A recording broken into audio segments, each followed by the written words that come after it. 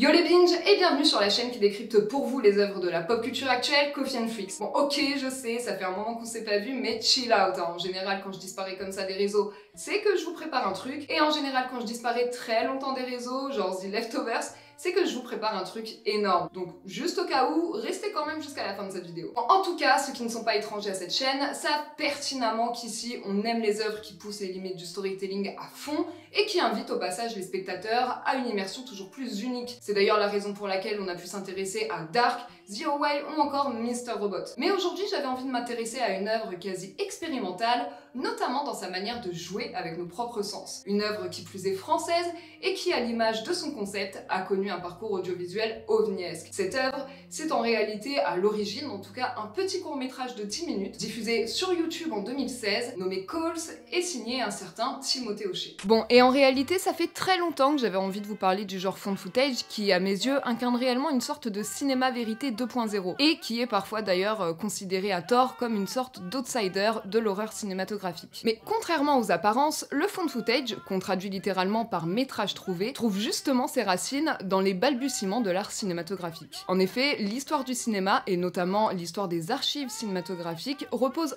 entièrement sur le fait de retrouver des métrages. Sans cela, les fantasmagories de Georges Méliès seraient mortes avec son créateur, et les voyageurs du train arrivant en gare de La Ciotat n'auraient pas traversé 2 siècles. Alors peut-être que là, vous êtes un peu perdu. Quel rapport avec The Blair Witch Project, Paranormal Activity ou encore REC? Quel rapport avec ces films, puisque ceux-ci fictionnalisent littéralement le fait de retrouver des images dans le but de rendre ce concept horrifique? Eh bien, vous allez très vite comprendre que le found footage a en réalité toujours conservé son essence expérimentale, qui lui vient donc des balbutiements de l'art cinématographique. En effet, le found footage horrifique, notamment popularisé par The Blair Witch Project en 1999, bon, c'est loin d'être le premier found footage, hein, bien évidemment, a notamment pour objectif de bouleverser les sens du spectateur. Celui-ci est alors immergé par un point de vue qui est totalement interne à la fiction. Le spectateur voit alors à travers les yeux du caméraman, faisant alors littéralement corps avec l'espace diégétique de l'œuvre. Et puis, il faut bien avouer qu'il y a quelque chose de quasiment organique avec le found footage et ce point de vue subjectif permanent. Ces tremblements de caméra, ces mouvements instables, cette difficulté à percevoir tous les éléments qui se déroulent à l'écran sont littéralement propres à la perception humaine. En effet, quand on y réfléchit 5 minutes, le found footage horrifique reproduit volontairement les défauts de la perception humaine, alors que le cinéma dit traditionnel, et plus particulièrement le cinéma d'horreur dit traditionnel, sont littéralement conçus pour éclipser ces défauts de la perception humaine. Une expérience de la peur qui a donc conservé son ADN expérimental, mais pas seulement, puisque cette reproduction d'une réalité plus palpable, plus organique et donc plus terrifiante peut également être perçue comme un parti pris cinématographique. Et vous allez me dire, ok, mais pourquoi Calls précisément? Eh bien, alors que le propre du found footage consiste justement à bouleverser les codes du cinéma traditionnel, Calls va quant à lui encore plus loin et bouleverse carrément les codes du found footage traditionnel. Cette fois, l'œuvre ne se contente pas seulement d'immerger le spectateur, mais elle lui ôte également la vue, ne lui laissant ainsi que l'ouïe pour s'orienter au sein d'un dédale de voix qui peu à peu prennent forme. Nous devenons ainsi les témoins indirects d'une apocalypse fictionnelle au sein de laquelle nous suivons les mésaventures sonores de Tom et Lucy, investis dans une relation à distance entre Paris et New York. Le simple appel d'un couple se languissant l'un de l'autre se mue, se complexifie pour finalement laisser place à un triangle amoureux. Petit à petit, notre ouïe s'affine, puis la bande sonore composée par Norman Tonnelier émerge alors du néant. S'immisçant d'abord timidement au sein de l'intrigue, celle-ci va finir par littéralement structurer le rythme, mais également la logique narrative du court-métrage. À mesure que les conversations téléphoniques défilent et s'entrecroisent, le spectateur / auditeur comprend qu'à l'image de ce jeune couple, le monde lui aussi est sur le point de tirer sa révérence. Ce mystérieux court-métrage, oscillant entre expérience sonore et found footage assumé, attise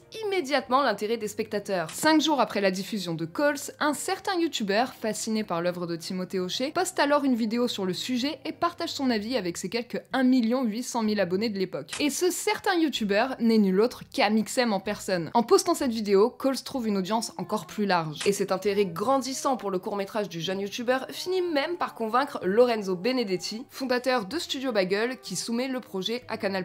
Et Ariel Saraco, alors directrice des programmes originaux, est séduite par le concept. Elle accepte alors de transformer ce petit court-métrage prometteur en une série originale Canal+ décalée. À partir de là, les choses vont vite, très vite pour le jeune vidéaste qui avait jusqu'alors fait ses classes audiovisuelles à la fois grâce à YouTube et à un stage au sein des studios Bagel. Là, Hochet change radicalement de level et passe de youtubeur à showrunner, avec sous sa responsabilité la la pré-prod, la réalisation et la post-production de 10 épisodes. Le jeune homme a carte blanche et parvient avec son équipe à rallier les plus grands noms de la comédie française. Calls, la première série qui s'écoute, voit finalement le jour en décembre 2017 sur Canal+ décalé. La série rencontre un tel succès que Canal renouvelle l'expérience pour 2 saisons supplémentaires. Ces 3 chapitres vont ainsi former un concept de court-métrage ambitieux en une série à la structure narrative complexe. Mais le destin de Calls est loin de s'arrêter là. En effet, le 19 mars 2021, donc en mars dernier, la plateforme de streaming Apple TV+ décide d'adapter la série sous la direction de Fede Alvarez, connu notamment pour avoir réalisé les 2 opus de Don't Breathe, la version Evil Dead de 2013 ou encore From Dusk Till Dawn. Mais revenons un peu à la version Canal. À mesure que les épisodes défilent, il devient alors de plus en plus complexe de situer Calls. Entre found footage horrifique, fiction radiophonique revisitée et œuvres de science-fiction, l'expérience semble se balader entre les genres, à l'image des divers formats d'enregistrement de voice-overs qu'elle emprunte. Des talkie-walkies sous-marins aux appels téléphoniques, en passant par des répondeurs, des magnétophones ou encore des...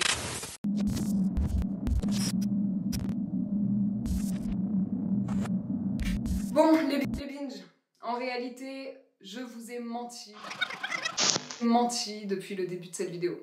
En fait, je vous ai pas menti à proprement parler, je vous ai plutôt caché quelque chose. En réalité, cette review s'arrête là. Non, mais je suis sérieuse, l'analyse ne va pas se poursuivre. Bon, je vous propose un petit deal et vous me dites en commentaire si c'est ok. Cette review ne va pas se poursuivre, mais je vous conseille fortement d'aller remater en vitesse les 3 saisons de Calls que vous pourrez retrouver d'ailleurs sur la plateforme de streaming et VOD Canal+, ainsi que sa version américaine. Je vous laisse également en barre d'infos le lien YouTube vers le court-métrage Calls. Et je vous conseille également de préparer vos meilleures questions afin de recevoir Timothée Hochet le 17 février à 18h30 sur Coffee & Freaks en live. Donc ça va être vraiment une interview où on va pouvoir aborder toute sa carrière, les conditions de tournage de la version à la fois court-métrage mais également la version sérielle de Calls. On va pouvoir également s'intéresser au genre found footage, à ses caractéristiques à la fois techniques, artistiques mais également historiques comme j'ai pu vous en parler dans le tout début de cette vidéo. On va pouvoir du coup un peu expliquer les liens complexes que Calls s'entretient à la fois avec le found footage, mais également avec des œuvres de fiction radiophonique par exemple. Donc comme je le disais, vous pourrez poser vos propres questions à Timothée Hochet. Donc cette partie questions-réponses avec les spectateurs aura lieu à la fin du live, hein, donc du coup on va vraiment avoir une grosse discussion et après une grosse partie chit-chat avec les spectateurs. Donc voilà, je crois que j'ai à peu près tout dit.